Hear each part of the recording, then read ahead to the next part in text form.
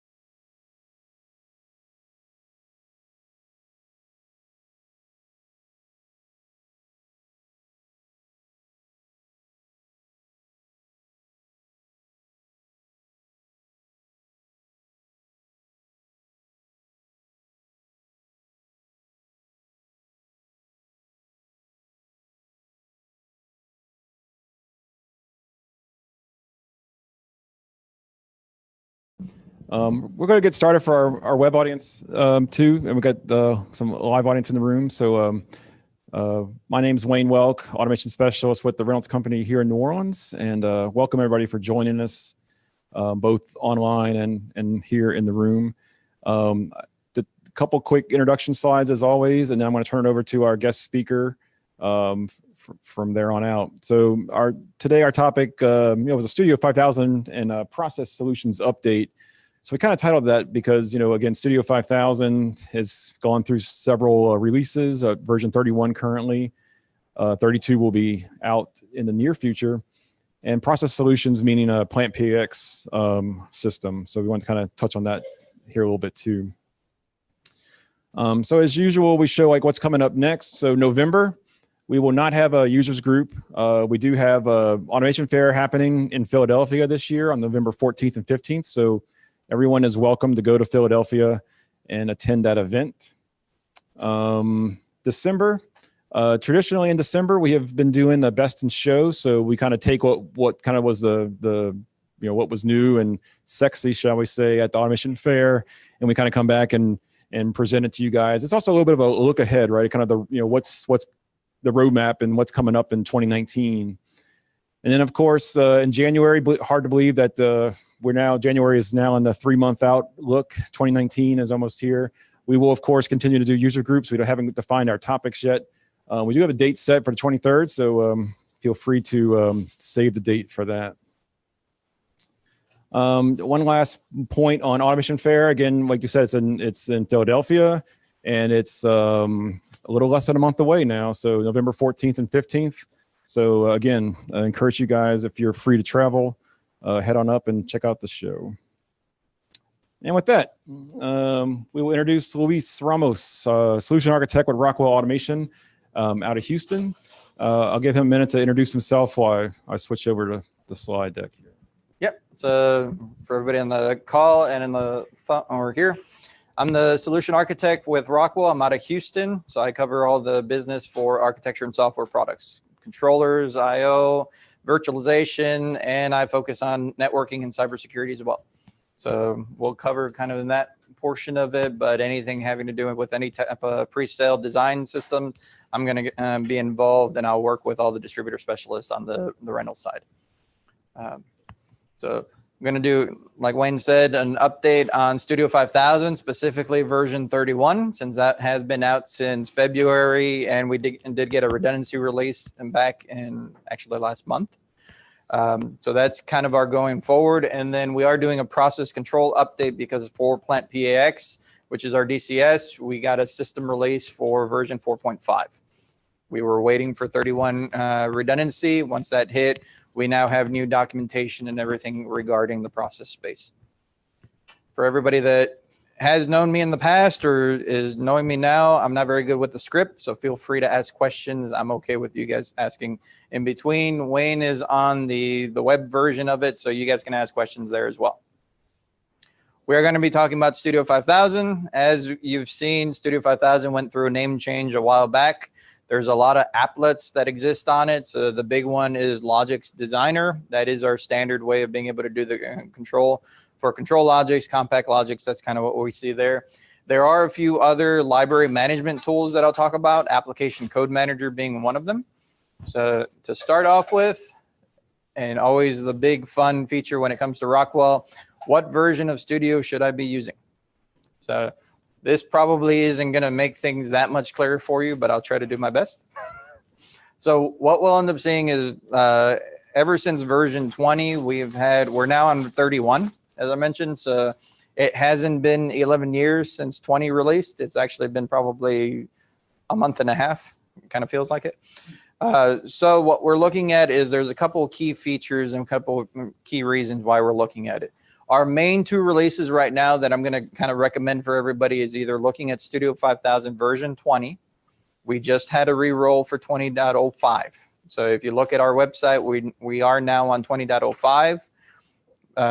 It is a Windows 10 based system. So if you're using anything that's Windows 7, Windows 10, we can be on 20.05 just easily. You can still open up any version of 20 that's on there. The reason why we have 20 is it's still our gold release.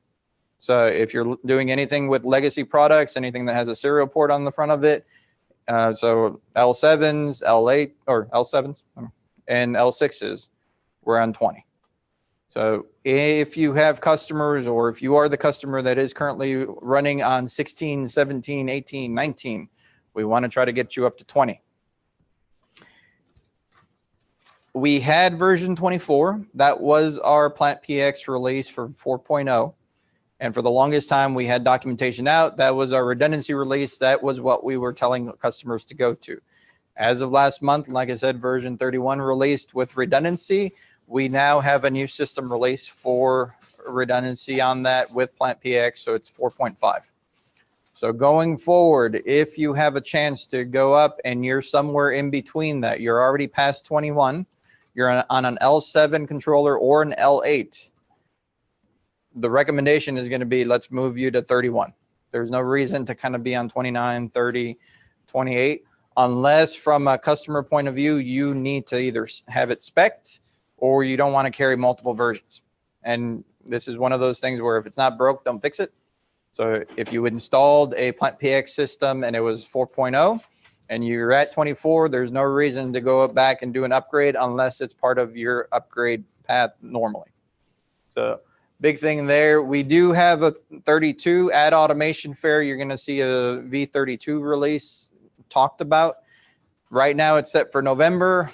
You realize that that's probably going to be January or February realistically. So what we'll see there is there's a couple updates. I have a slide at the end just to talk about some of the things that you'll see there. From a process point of view, we will still be at 31. So in most cases, we're going to try to keep you at 31. And like I said, if you have legacy installs, you'll be at 20.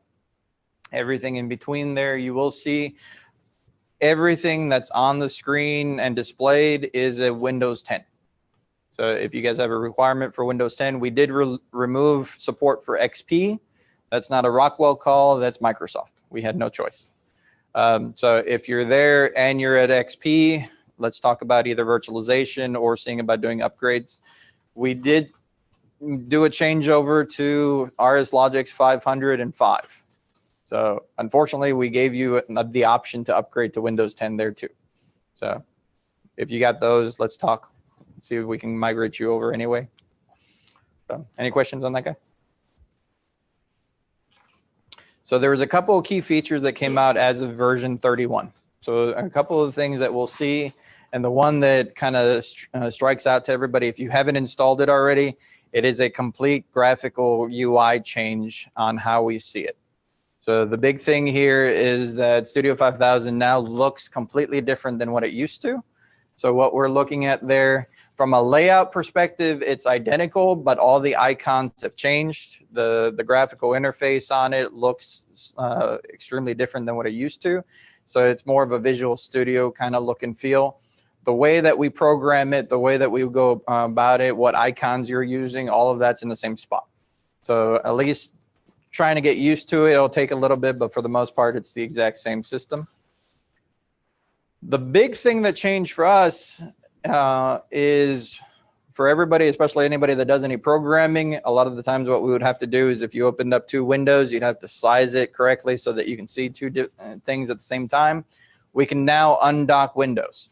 So your tag browser, your code management, your error codes, or if you're monitoring tags or you're trending off of Studio 5000, you can now move all of those windows off to secondary monitors. So it makes things a lot easier, especially from a programming environment, so you can have two things up at the same time. The other thing that got updated is the way that we do function blocks. So the big key messaging here, again, from a graphical interface side of it, this changed the look and feel of the actual design environment. We also changed the way we do sheets. So you can now make changes to the sheets while you're online, which is a big key feature there, especially if you were attempting to print out the code.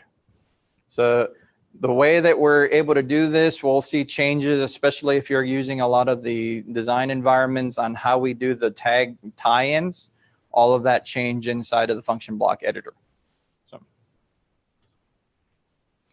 another key thing, so again, if you're not just doing things in ladder, if you wanted to do anything in structured text, a lot of the times that was a bit of a struggle because the way you would do structured text looked completely different than what you would do inside of a C program environment or one of those environments. We've now incorporated a lot more of that functionality inside of Studio 5000. So if you have a programmer that is native to more of the C++ world, he'll be able to do a lot more in this environment than what he used to. You can now hover over the text. You can embed and shrink down your subroutines and still see everything that's there as what we call a tooltip.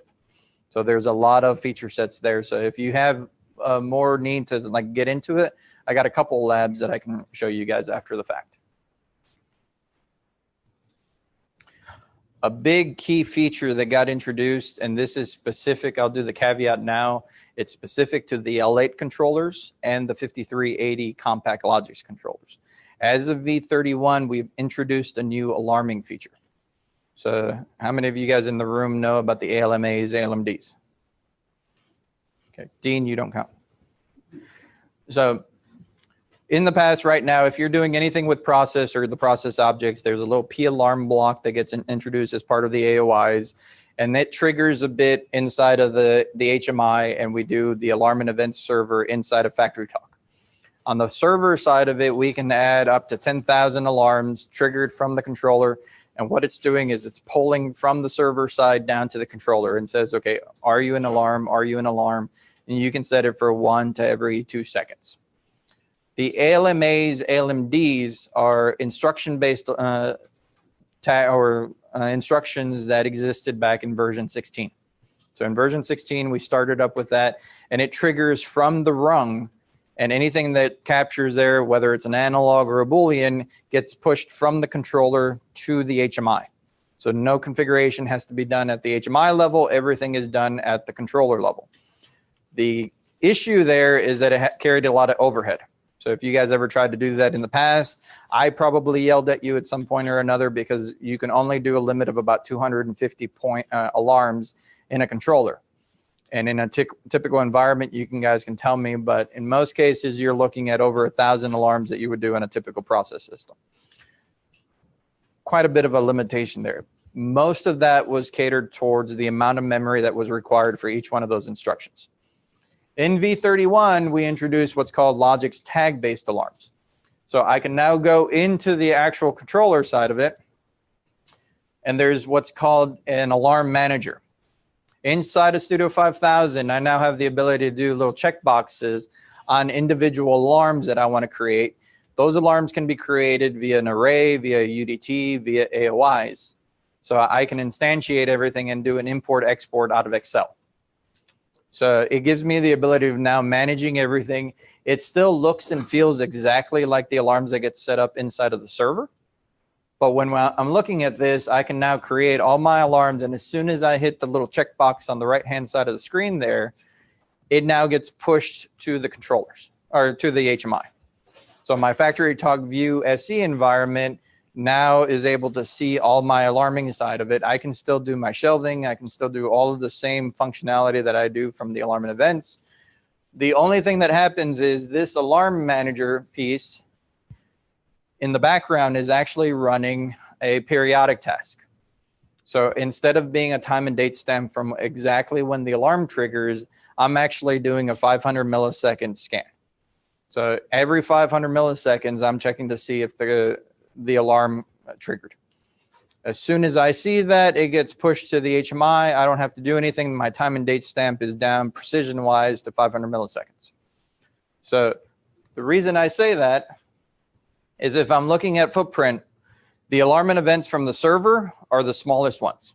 I can do 10,000 alarms per controller, no issue whatsoever. From an ALMA, ALMD, like I said, we're looking at about 250 alarms per controller. From a footprint of the Logix tag based, I'm upwards of 1,000 alarms without any issue. I can mix and match. There's no reason why I can't. So I can still have server-based alarms, Logix-based, and the ALMDs. So critical alarms should be using either the new alarming system or the ALMD method, just because I can get that time and date stamp. So I can do first in, first out type logic. Everything else traditionally would be in the older alarm and events style. So again, it only works on the L8s. The big issue there is because of the fact that the L8s are a quad core system. One of the cores is handling communication. Communication, even on the alarming side, does not affect your scan rate. So there's a big caveat there on how we would do it. If we're traditionally still using our process objects, and I'll show you a couple of the new process objects in a little bit, those process objects are still using what we call the P alarm. So they're still tied in with the alarm and events server on the HMI. So traditionally, again, all of that is going to be done for you. We can use tools to be able to get there. But if you needed to start doing some mix and match, we have a new functionality on it. It will only ever be on the L8s and the 5380s. We're not planning on going back to the L7s for this functionality. But it only works version 31 and above. So if it's something that you guys are interested in, let me know. I can get you some more information for sure. Any questions? You guys are a quiet group. No food. Everybody know that we have a Logix emulate option. So if you're ever doing anything where you don't have the controller in front of you, but you want to be able to either test your code or test the HMI, you have the ability of being able to launch what's called Studio 5000 Emulate. If you buy Studio 5000 Professional, it comes with it. You probably just didn't install it. So the license are already part of it. You can buy the license on its own. If I got any system integrators on the call, their toolkit does have an emulate version that's licensed. So what will end up happening is this allows you to be able to launch the application. You change the controller to an emulate controller, but it's in the style of ControlLogix. So you can still have all of your I/O. You inhibit any of the communication cards that are there, And now you're able to freely test your logics with the HMI or with all the full system. The only thing that it's not doing is it's not sending any external signals. So traditional I/O algorithms that are there, all of that, you're essentially just forcing the bits on and off. If your set point changes, you can change the input value to 72, and that propagates through the code. And wherever that set point change hit, it'll show you what's going on inside of your HMI. The other option that we have is also doing a training simulator. So we've partnered with a couple of third-party simulation packages so that you can do those external forces through algorithms so that it's a high fidelity model. So if you wanted to get away from being able to test your system without having any I/O points, and you want to do everything via the software, you can do this. In most cases, what I see this is once you have your production environment done, you don't want to have to go in there and test new logic against your running code. So you can have a completely new set as a training simulator, have operators come in, test against scenarios, and that way anything that they do doesn't affect your actual running production. You're running off a simulation package that's usually running on some type of virtualized system. So we can do this on individual controllers or multiple controllers. One of the big ones that we tie into is simulation package with Cape Software. They're a Houston-based company, but we can deal with multiple other groups. So all we're doing is providing a way to have a device driver connect to third-party simulation packages. So if you guys are interested in this, it is not part of the toolkit for the OTS package, the operator training side of it. That is a license that you buy from Rockwell, but it's a single license for controller, up to 16 controllers on one computer. So let us know if you guys are interested in anything like that. From a studio environment, one of the tools that you guys should be aware of is something that came out about 2 years ago, but it's slowly been getting traction from us. It's called Application Code Manager. So when we're looking at this, Application Code Manager first got introduced, and it's a way of being able to do modular coding. So the idea here would be if you're developing something either from scratch or you're doing modifications, you should be able to take your code, instantiate, let's say 10 to 20 different blocks. Think of a motor block. I would be able to drop in a motor instead of having to manually create the content inside of Studio 5000 and then create the content into the HMI and link the two together. I want to be able to hit a button and generate 10 motor blocks with all my configuration, all my defaults, and then provide me the HMI, historian, and alarms, and all the files needed. What Application Code Manager does is, and you guys said in the back so you can't see, you have your options. It creates all of the dependencies. So if you're using a UDT, an AOI, R process objects, all of that gets created for you. All you're doing is saying, okay, well, I want to create a pump. That pump will have all of these defaults. I'm going to create 10 of them, but I'm also going to associate the HMI files to it. So from a Factory Talk View SE environment, I'm going to have the pump or motor block that's going to be associated to it, which is tied into the faceplates. I have my historian, so I have, let's say, 3 points that I care about for each one of these pumps. If I create 10 of them, I create an Excel file with every single one of them that I can import directly into my historian, so that work is done for me. All the alarm points are done for me. Same thing, I get the little Excel that I can import out. And I can generate the code by just hitting the button. So it opens up Studio 5000, it opens up my ACD file, and it creates my code, including the rungs inside of it. And if I want to make changes on the code side, I can synchronize back to Application Code Manager. So this is something that came out, like I said, a while ago. They've made some updates. So it ties into Logix Designer, Factory Talk View, Historian, and my Factory Talk Alarm and Events. So I can introduce every single one of those and now save time on the coding side of it, because from a development point of view, I can now take my P&ID drawings, generate everything as kind of like an Excel-based system that's a GUI interface, hit generate, and it starts creating all of this content for me. A lot of system integrators, a lot of OEMs are using this as an end user tool. You can use this to be able to maintain your system. So if there's any little bulk changes that you needed to do, you can do that directly from the system.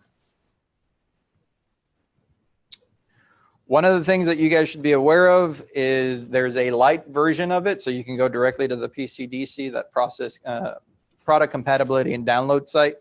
You can download the free version of it. What that does is it launches directly on your laptop. It can be a workstation, it could be a server. You have access to the ability of programming one controller. You use our libraries, so any Rockwell-based libraries that are there, and you can tie in and make changes and edits as you see fit. So you generate all the code, you do everything that's there. The moment that you're fired. The moment that you go and set it up, let's say as a system integrator, I wanted to create my office and have a server that everybody ties into, and I want to be able to kind of aggregate that database into one spot so that anybody that ties in is always using the same objects, always using the same library, the same templates that I would create. And maybe I want to have multiple people connected at the same time, or make a project that includes more than one controller at one given time. Then I would buy a license. For us, that would be a subscription-based license. You do that at per individual person that wants to connect at one given time.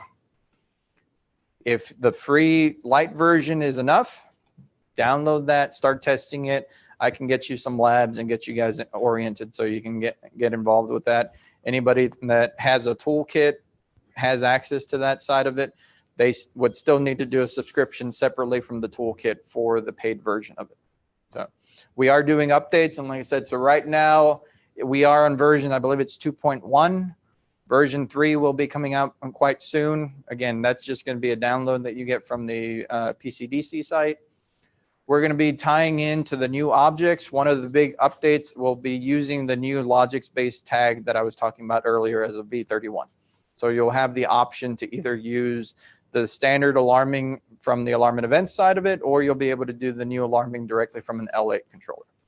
So if you guys are interested, again, just let me know, ask us for some information. I can send you some links. Are we doing good on time?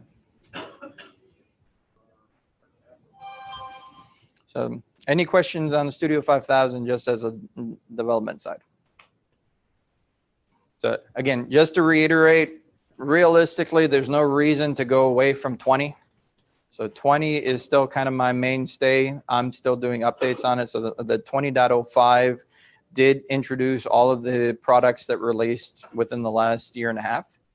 So what we're doing there is anytime we do a release, one, it's for any anomaly fixes that you guys might have brought up through tech support, but it also takes advantage of any product updates that we've come out with in the past. And as I've told most of you guys in the past, for us as Rockwell to be able to provide products, we need to release a software package. So the reason why we have multiple Studio 5000 releases is because we've been taking out new hardware packages. So an L8 was tied into Studio version 27 and 28. We have had new products. So this latest release for 31 was around Plant PX. That was kind of the key trigger on that side of it, and a lot of the hardware that came with that. With Plant PX 4.5, the big thing here for us is the DCS package. So when we're going after the process market, this is our traditional DCS. We can use the same documentation, the same information that we would do on a traditional PLC process system. It scales. So whether we're looking at a smaller process skid with a single compact logics and a panel view plus 7 screen, or we're in a traditional space where we have redundant control logics, multiple screens. I'm using Thin Manager as a thin client, virtualization, and the full 9 yards. It's the same system. The only thing that changes is the way that I scale it up. So as I go through it, like I said, it did release in August. So we're a complete month into it. So there's a lot of new things that you'll start seeing from us. I think you got to click on it. Sorry, Wayne killed my mouse. I couldn't change the screen. Hey, there we go. So one of the things that happens to us when we're looking at the DCS side or Plant PX is the way that we characterize the system. It's still using control logics, compact logics, factory talk suite as the information software package. It's the way that we approach how you would implement the system. So what we provide as part of the DCS package is all of the sizing guides and tools in place to be able to put a system together.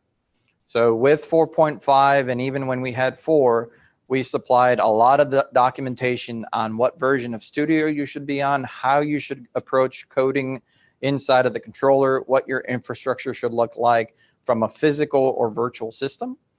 So a couple of the sizing guides that we have there is network topology. Are we using a DLR system? Do you need redundant networks? Are you doing something called PRP, which is a new system called parallel redundancy? From a server side, are we using a virtual system? Are we using a physical system? It's a don't care from us if you're using a Dell box, an HP box, but we do have recommendations around using partners like a Stratus for virtualization or an IDC, which is our industrial data center. We can provide those type of infrastructures just so you can see them. But the infrastructure guides will give you documentation around what the guidelines should be. If you're using virtual LAN networks, or if you're using a flat network, or even if you wanted to do communication up through a DMZ and do like an enterprise versus a control system. The simple one is how you would go about doing your tasks. So inside of a controller, not using continuous tasks, using periodic tasks, the way that you would do your sizing. So from an L7 point of view, if you're doing redundancy, we don't want you outside of the range of 50% CPU utilization. Those are some of the things that you'll see in a lot of that documentation. The nice thing is, for anybody that's used Integrated Architect Builder in the past, if you don't read the manual, which I'm guilty of, you can then use Integrated Architect Builder, and inside of it, there's something called PSC. So if you guys have seen all the wizards that are part of IAB, one of the wizards being, let's say, a PLC5 conversion, you can put in all your bill of material from an existing PLC5 system. It'll create a bill of material for the conversion into control logics. So that's an example of one of the wizards that's there. The wizard here is a process system estimator. What that does is you can set up your IO structure. You can set up how many remote IO drops you have, how many clients you're expecting from whether it's a virtual system or a physical system, and it'll size everything properly from a controller point of view. So whether you're doing redundancy, if you're doing DLR, if you're doing a redundant star topology, this will go in and tell you exactly what type of processor you should be using, what memory usage, what your CPU utilization, and essentially, like anything in a control system, if you see red, red is bad. So yellow is giving you a warning, green is A-okay. So it is providing you a sizing guidance on everything that's inside of the documentation. So if you're like me and you don't want to read all the documentation, at least use the tool. This sizes everything properly, and we don't have to yell at you after the fact. So this is free. They keep doing updates on it. One of the updates that they've done recently is they've introduced Thin Manager as part of the sizing guide. So if you are using our virtualization or our thin clients and the licensing structure that we have there, it has been introduced. We have updated the ability of being able to do our FactoryTalk View bundle. So if you guys are aware of that, FactoryTalk View now has a bundle where it's one unlimited server, 10 runtime clients, and 1 viewpoint license for a fixed low cost. That's been added in there, so you can take advantage of that same bundling as part of the Plant PX package. And the other thing is, if anybody's doing any of the intelligent MCCs, the motor controls or the power, we can now do sizing against the PowerFlex drives for the VFD side of it, or any of the individual buckets that we would do inside of the low voltage MCCs.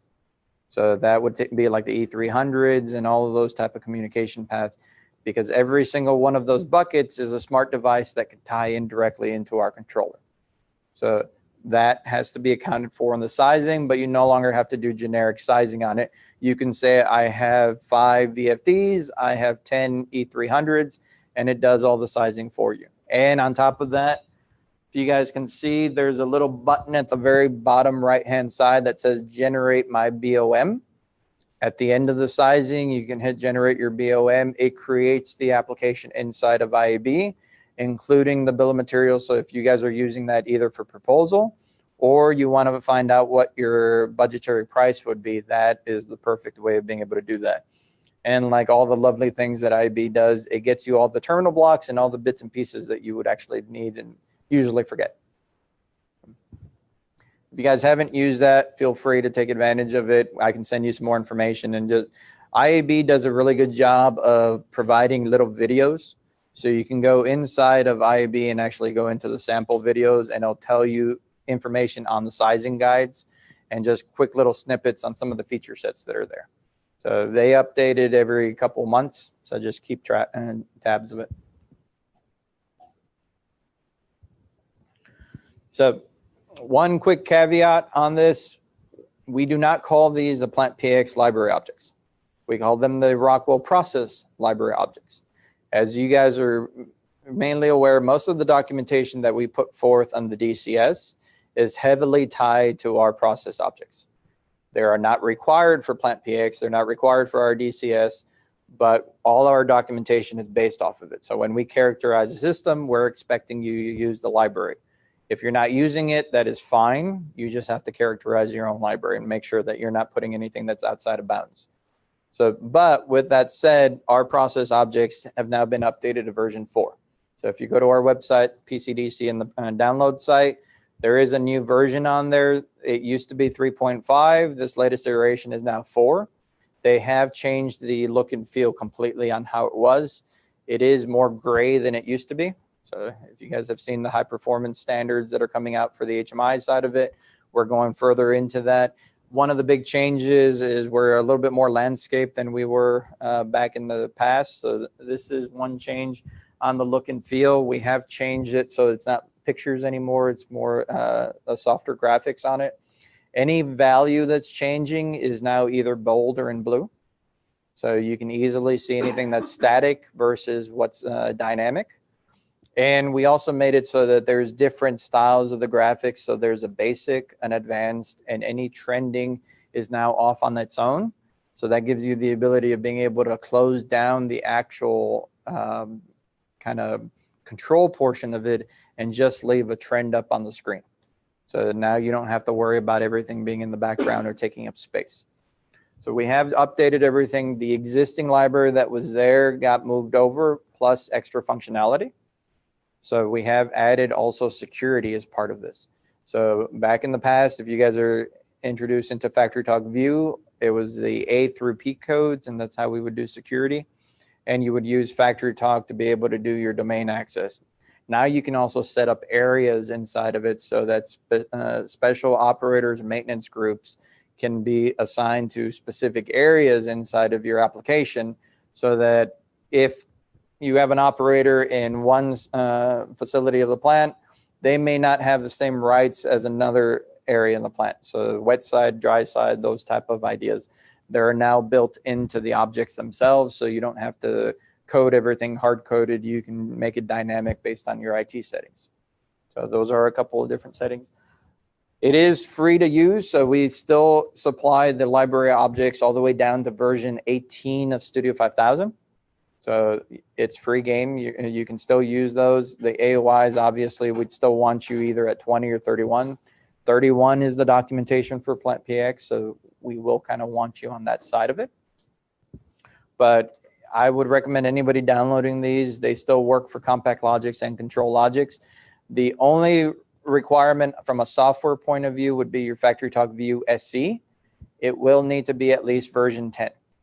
So if we're looking at View 7, 8, 9, we are still in the older library objects usage-wise, 3.5.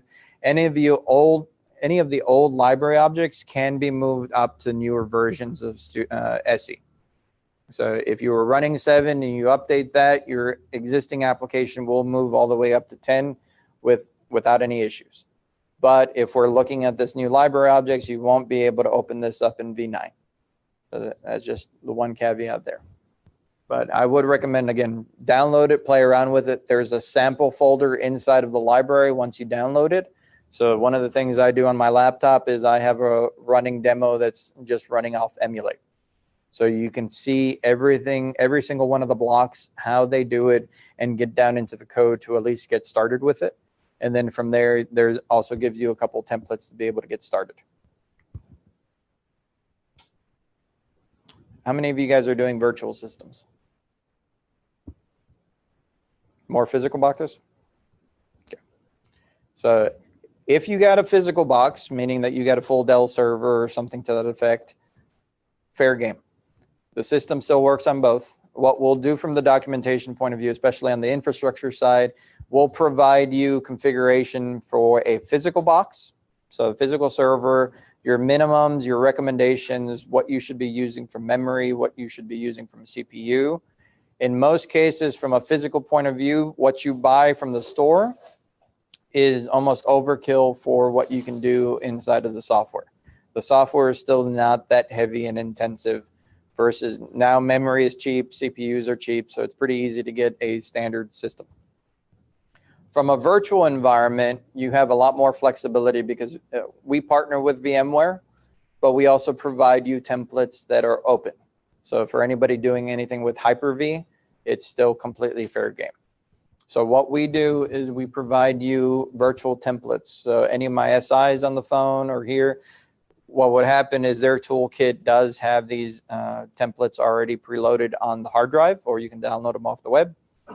When we do a traditional system, especially on a virtual side of it, it essentially comes on a hard drive. That hard drive has a file on there that I would put on a virtual system. The virtual system then now has a Windows operating system and the Rockwell software preloaded on it. So it gets you away from having to use the DVDs and do what Rob is doing in the background, trying to install software. We all know that's a difficult task. So what we do there is we provide it for you, fully tested, fully validated. You put your Microsoft licensing on it, either whether it's the end customer or the SI. And the Rockwell licensing is the same as a physical box to a virtual box. So whether we're doing a Stratus box or something to that effect, we can take advantage of these. Whenever we do a big release of Plant PX, we do a re-release of the templates. So just so you guys are aware, we're now running Windows 2012. The latest software packages are running on it. We have things for the HMI, Historian, Vantage Point, which is the reporting side of it, our change management software, which is Asset Center, the engineering workstations, a remote desktop thin manager box for the engineering workstation or operator clients. And we also have one for a domain controller. So all of that is part of the full system. The other thing that we introduce as part of this new platform is if you have a system that's smaller. So in traditional space, we're probably over 2,000 points of I/O. And those are physical points, not the soft points. On a smaller system, we have now consolidated and tested one image or one physical box with all the software platforms loaded onto it. So this does not mean that just because you can means you should. This means that we have tested it and we have it for a smaller system. So what we've done is we've created a consolidated pass. You can either get that as the VM image or you can get it as an ISO and install it as kind of like a ghost image if anybody has ever done that on a physical box. So it doesn't have to be virtualized. It can still be a physical box. We're looking at less than 2,000 points of physical I/O, about less than 5,000 historian points, and less than 10 VM users or Vantage Point users. On most systems like that, realistically, on a traditional system, that's probably where we are. We can now fit everything inside of one VM image. So the Stratus Edge box that just came out that can do 3 virtual images, this is perfect for. So if you have applications that we'd be looking at that, let me know. We can get you in touch with the specs on this just so you can see it. But it is part of the package as part of Plant PX, and it is completely new. This is the first time we've introduced this consolidated package.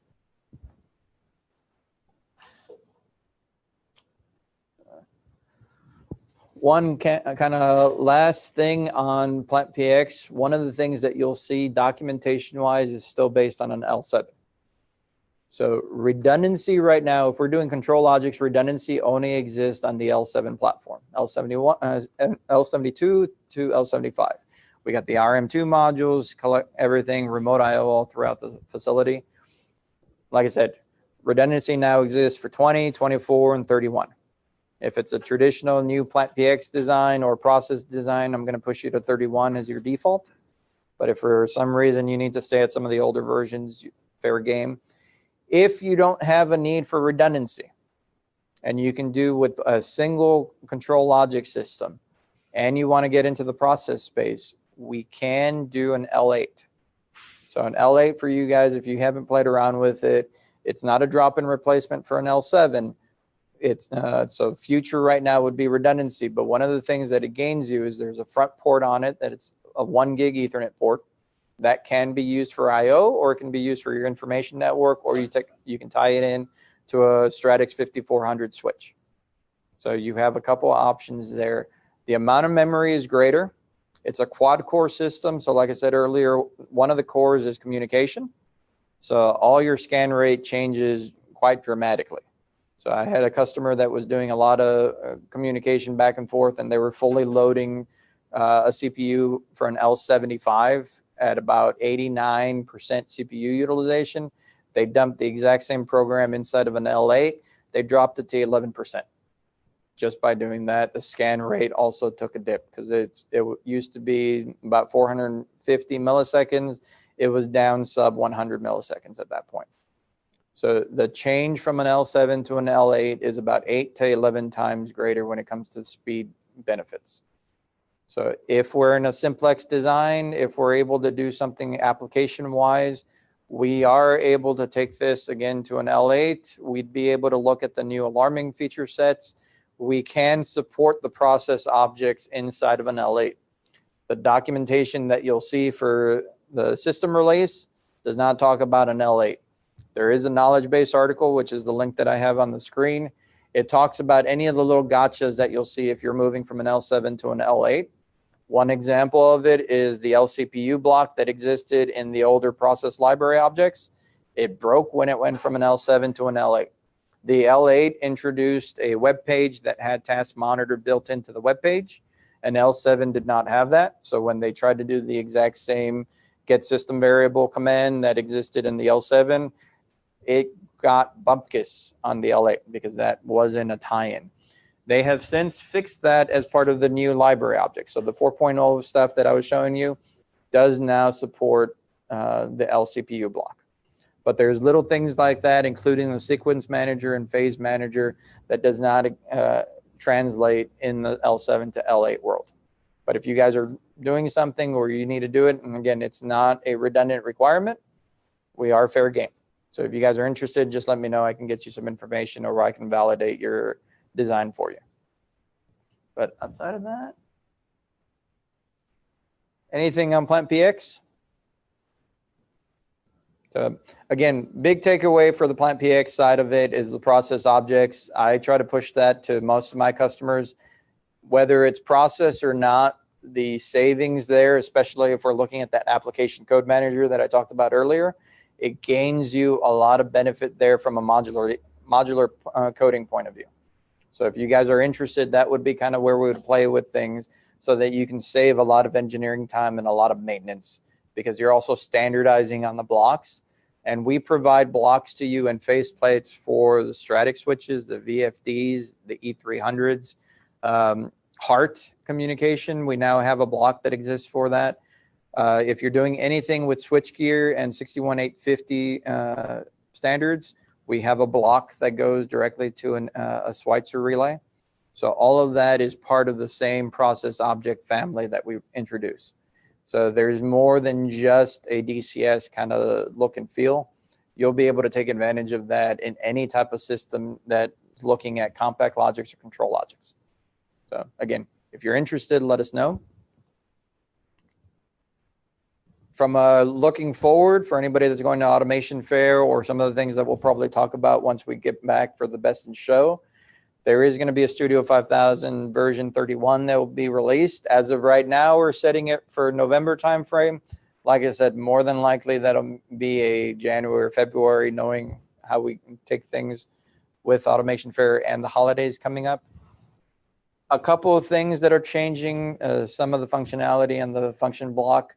64-bit math, a lot of motion-centric type of foundations. The big key thing that I'm going to be focused on is one of the releases that are coming out, like I said earlier. For us to release hardware, we need to release software.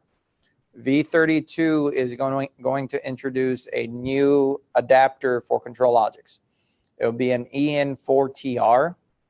It is not a drop-in replacement for an EN2T, the Ethernet IP module. This is going to be secure communication. So when we start talking about cybersecurity, this is going to be something that we're introducing to be able to do a secure path encryption between two control logics chassis. So I'm going to be able to do encryption between an L8, this new EN4TR, and like a Kinetics, a VFD drive. All of those pieces will be part of my foundation when I start looking at 62443 type architectures in cybersecurity. So it's going to be rolled back, so we'll be able to play with it in earlier versions, but it will release as part of 32. So we'll do another one of these updates as we get further along and we have the full architectures, but you're going to see a lot of documentation from us when it comes to how to do cybersecurity. One of the things that you'll see as part of Plant PX and the documentation there is how to do some cybersecurity hygiene. So if we're looking at what we call security levels in cybersecurity, inside of Plant PX, we'll have some guidelines on how you should treat your switches, how you should treat your IO, what should you do as part of a system level side of it, on kind of a checklist on things that you should do from cybersecurity. So just be aware that's kind of some of the things that we're doing there. A majority of this will play out. We did release 20.05. So like I said, that's already out. You don't have to wait for that one. You can download it directly right now. And that's about it. So what questions do you guys have, or any questions on the phone? Hopefully my mic's been on this entire time. I think so.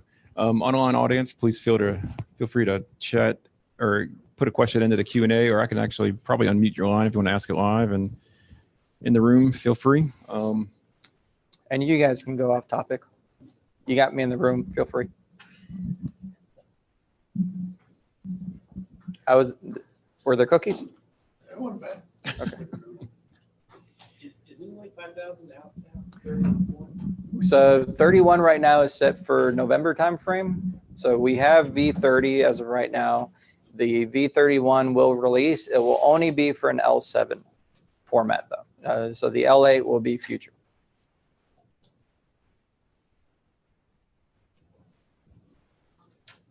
See, I told you guys can ask questions. Oh, they're always a quiet group. So. I know. We need to change that. Don't worry. Well, I'll get it out of them at some point.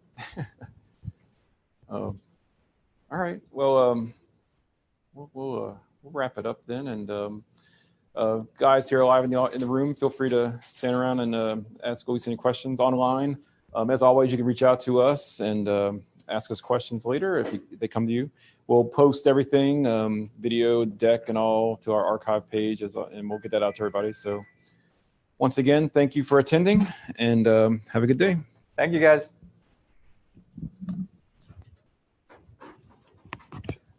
So for my quiet group,